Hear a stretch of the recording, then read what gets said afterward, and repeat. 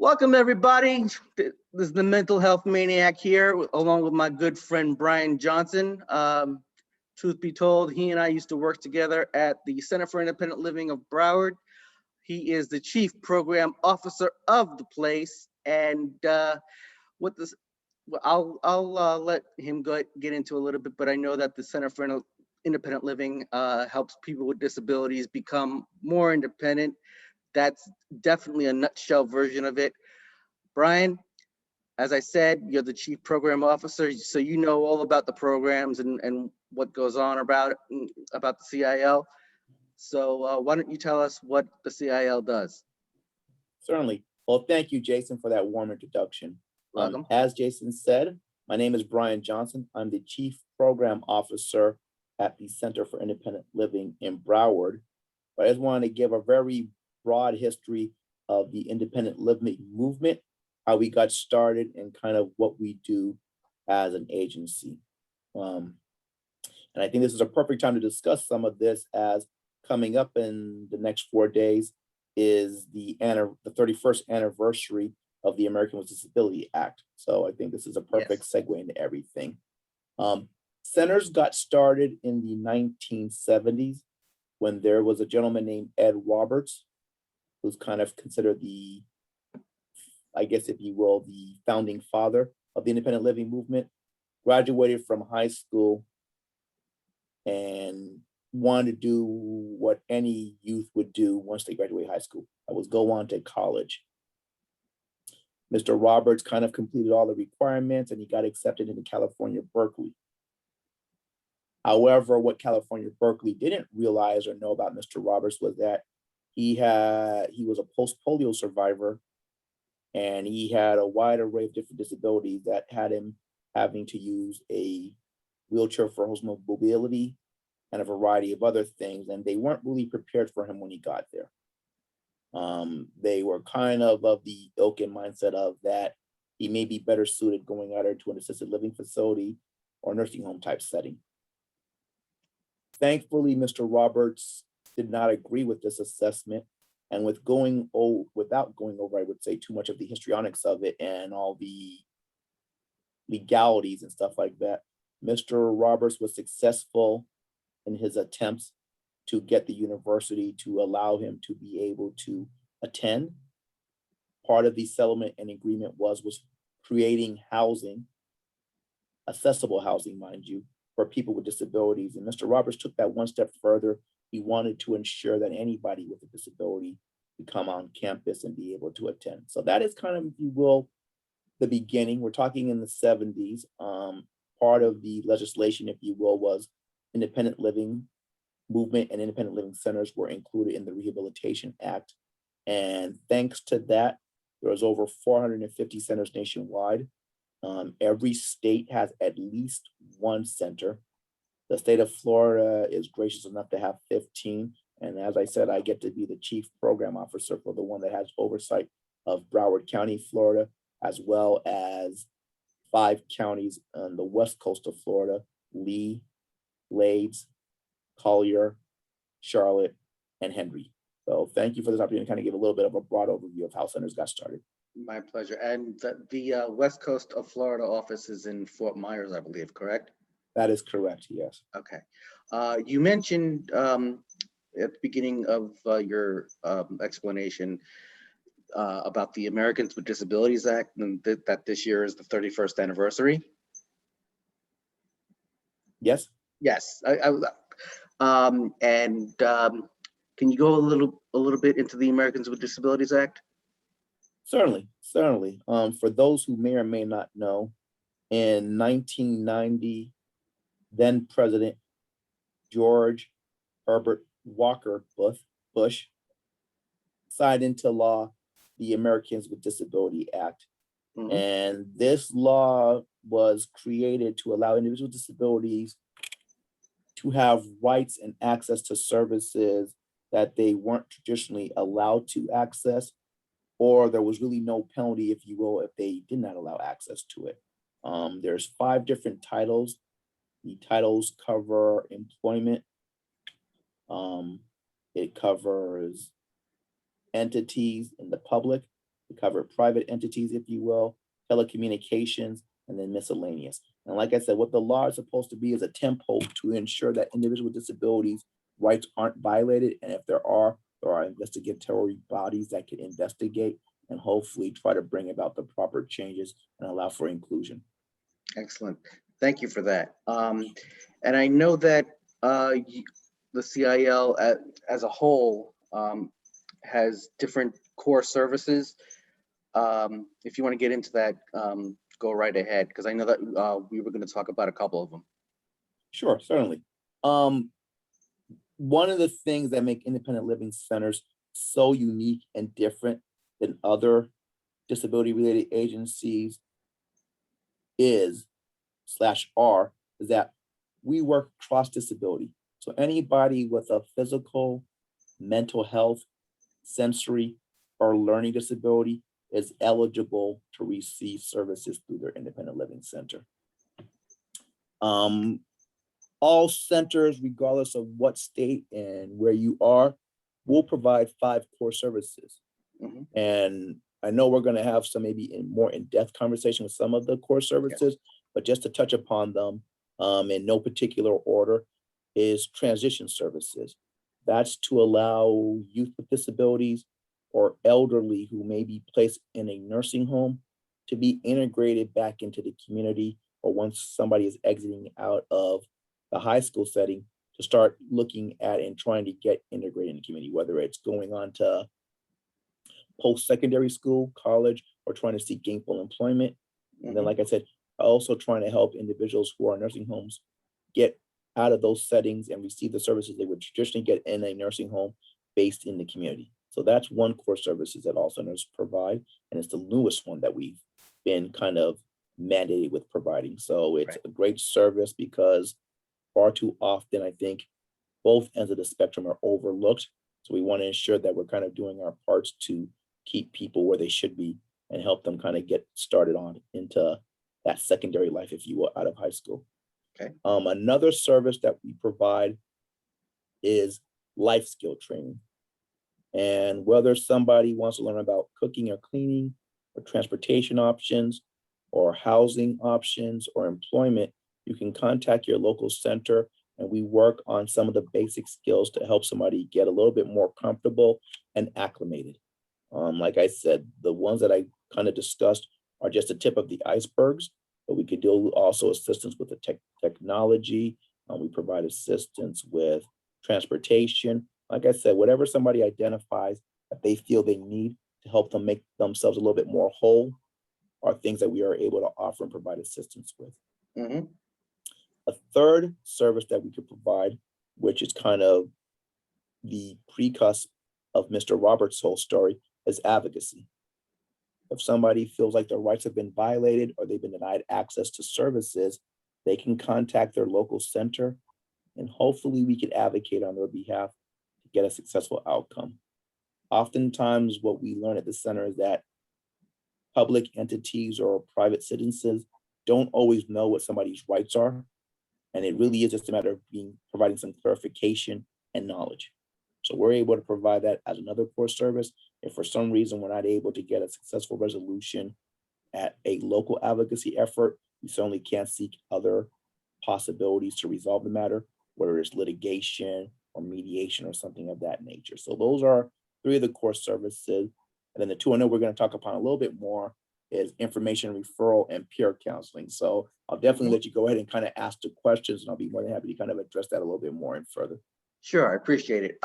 As you know, with the Mental Health Maniac page and social media, I've been trying to advocate for people to talk about how they're balancing their life, good and bad, affects their mental health positively and negatively.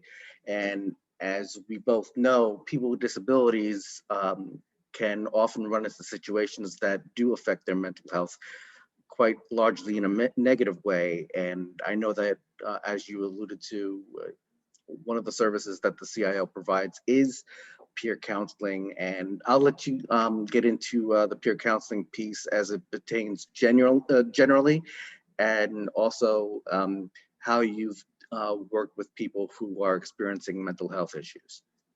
Certainly. So, once again, peer counseling is one of the core services, and one of the, I think, truly is thing that makes centers great and unique, if you will. By design, Mr. Roberts wanted to ensure that more than half the staff and our governing board of directors were made up of individuals with disabilities, so we could show that can-do attitude. And I think that does go a long way in terms of when we're working with other individuals with disabilities, Mhm. is that we can't show individuals just because you've acquired the disability, or even if you had your disability all your life and you just don't know what's out there, that you can do things. Far too often, people with disability are being told, no, you can't do this, or no, this may not be acceptable for you, or no, we won't give you access. Well, guess what? At our office, or any center office for that matter, you're gonna see people like myself who are in wheelchairs. We have staff members that are deaf and hard of hearing. We have Mhm. individuals with vision impairments. We have a lot of individuals with hidden disabilities, learning disabilities, mental health, that are every day doing the work as quote unquote their non-disabled peers, if you will, in the Mhm. community, and they're able to be valuable. So the hope and intent of peer counseling is that people could come to our agency somewhat as a safe haven, garner the strength and the knowledge that they need, and knowing that the center is always there, but then also go back out into the community, branch back out and doing what they want to do. Like I said, if you've acquired your disability later in life, sometimes you may not think working is appropriate for you.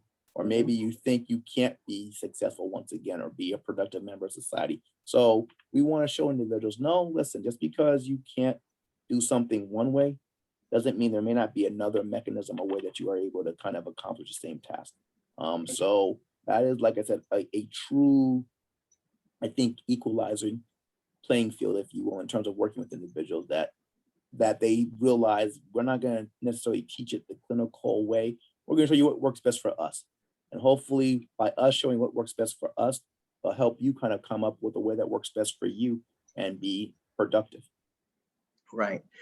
And as I said at the top, I've worked with you for many years, and we've been friends for quite some time. But when it comes to working with people with disabilities, and in the center who are presenting mental health issues, obviously I wouldn't want you to break confidentiality, but can you get into an example of what you did specifically for whether it be one person or in general?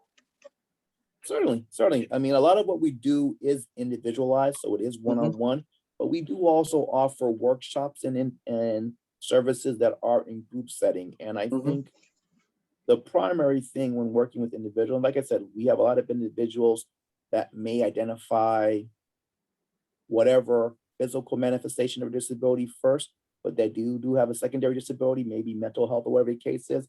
And the Hmm. most important thing I think we could do in those scenarios does go back to our information referral services, is Right, which we'll making get into next. appropriate, I'm sorry, Which I was going to get into next, but go yeah, ahead.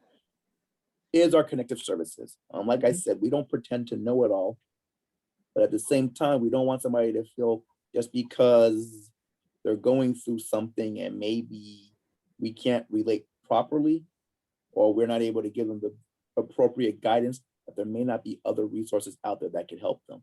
So we can review and discuss things and maybe find out, you know what, maybe you need to talk to somebody else. And not because we're trying to pass the buck, but sometimes there is that necessity, that need for a more professional clinical setting to help address the barriers. And we don't want people to feel as if what they're going through is to minimize it or make it feel as if it doesn't matter in terms of the totality and the wholeness of the individual. So we definitely do try to take a holistic approach when working Mhm. with our consumers. Oftentimes that peer-to-peer does help address it, if somebody find out that they're not the only one going through it. But we do recognize that sometimes some of these things go beyond just talking to your peers, and that you do need a more professional intervention or setting, if you will, with that. Right, because and I remember having worked there that the staff isn't necessarily a counselor for the consumers, but they do whatever they need to do and can do to help the people searching for answers and things like that. Correct? Correct. I can't talk for all staff. I mean, but you're correct. For our staff, we do not have any trained clinical psychologists or psychiatrists on staff. But like I said, we can make those connective services. And I know we'll talk about that a little bit more. But what we can do is work with the individuals to try to address some of the underlying issues and hopefully get them to see the importance of mental health counseling, get them to see the importance of why trying to address the underlying issues will help them in terms of their long-term prognosis and long-term growth as individuals. What we find out sometimes, and it varies degrees, is that sometimes your caregiver might be stressed out, in which case that's causing you some stress, in which case that needs to be something that's addressed. Sometimes you as an individual, due to whatever you're going through, you may be depressed. And that's, I won't say it's okay, but that is okay. For like every time it's okay. And we recognize that, you know what, listen, it's more than just talking to a peer to help get you past that and make sure that we do have the proper resources in place for that, if you will. So, Right. And one thing I've learned is, it may sound cliche and just a saying, but I've often heard that it's okay not to be okay. And, you know, even if the CIO doesn't have direct answers, they can go and give information and referral, which is what I was going to get into next.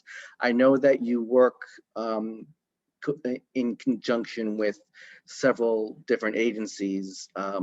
One of which I remember you had mentioned was NAMI, which is, I believe, the National Alliance of Mental Illness, I believe. National Association for Mental Illness. National correct. Association, my apologies. And for those who are Jeopardy fans, I know that one of the recent Jeopardy guest hosts used them as their charity, My Embryology, I believe it was. Correct. But can you talk about your association with them and any other agencies in your area that can help people with disabilities and Certainly. mental health as well? Certainly. And like I said, I would encourage anybody, because I know this probably spans a couple different states and different places, but I would encourage everybody to try to find the appropriate resources. But we do work or have worked very closely with the National Association for Mental Illness of Broward County in terms of referring individuals who have mental health issues and concerns, like I said, which are either primary or secondary to any other underlying disabilities. We also work with Henderson. And like I said, I don't know if every state has a Henderson mental health behavioral agency in their county, but they also work, and they're great because they work on a sliding scale. So oftentimes for individuals, they may not have health insurance or the financial means to get the attention and assistance they need, but I strongly encourage anybody to always try to seek out resources in the community. That's why centers are so important. Once we kind of know your particular situation, we're able to identify resources in the community that can help as it pertains to making those connective services. And like I said, if it's a matter that you have insurance but don't know what provider you could use, we can help with the research with that. If it's a matter that you have no insurance at all, like I said, there are several agencies, much like NAMI and Henderson, that will do it on a sliding scale or could connect you to resources in the community that could go above and beyond the spectrum and the scope of what individuals may need. Like I said, and I'm sure I'm kind of blanking out, but there's way more, or a lot more, I should say, hotlines and different things. We work very closely with our local 211, which is a registry that has a lot of different agencies involved in it. Oftentimes when they hear disabilities, they do refer to us, which is great, but sometimes they also serve as a resource to help us when we may not know exactly what agency is out there that can provide assistance. So we definitely want to make sure that we're on top of things and learn what agencies are there to help individuals, like I said, that may need, like I said, assistance and guidance. I mean, like I said, we definitely take our bodies very seriously, and we want to ensure that we take care of that, but our mental well-being is equally sometimes I would even say more so important. So we want to make sure that we know what is out there and can make those connections. I completely agree with you. And as a person who has dealt with mental health issues myself, and I know other people who have as well, I can attest to the fact that if your mental health isn't up to par, everything else might go, I don't want to say out the window, but it's definitely something you need to work on if it's not 100%. Is there anything else you'd like to answer? No, certainly. What I would like to say is that, and I think you definitely touched upon a great notion, is that if you don't take care of your mental health, it can have physical manifestations as well. It can trigger other things. So, like I said, you can't just kind of take care of one aspect and not the other, or neglect the Right. other. Mhm. I will use an analogy, even though I've never done it myself, but I almost equate it to somebody who's gardening. If you overwater the plants but don't get enough sunshine or whatever, don't make sure everything is equal and doing the right thing, you're not going to have a successful outcome for the growth of the individual. So you definitely want to make sure that you factor everything in, emotional, mental, and physical aspects, to ensure that you can be the best you that you can be. I like that analogy of too much water, because anybody who deals with mental health issues, especially on a higher level, definitely feels like they're drowning. And So that's exactly why I kind of made it. So thank you for exactly, picking up on exactly. that. Anything else, sir? No, I mean, like I said, I think what you're doing should be applauded. I'm not just saying it because Thank you. we've been friends for so long, but I think, like I said, far too often we neglect our mental well-being. We just chalk it up, oh, I'm having a bad day, or it's power to the course. But I mean, like I said, anything that's traditionally physiological, we are willing to do. If you broke an arm or leg, you wouldn't say, let me just let it drag. So Mhm. why would you do that with your mental well-being? If it's broken, and broken may not be the right choice of words, but kind of the analogy I'm saying, if it needs to be Right. fixed, fix it. Mhm. That's the key component to this, is that you want to make sure that you always address what needs to be addressed, and don't let it linger, and don't take it for granted. I completely agree, and I couldn't have said it better myself, my friend. I thank you very much. As I said, this is Jay Michaels, the Mental Health Maniac, and we'll see you next time. Have a great day. Bye bye.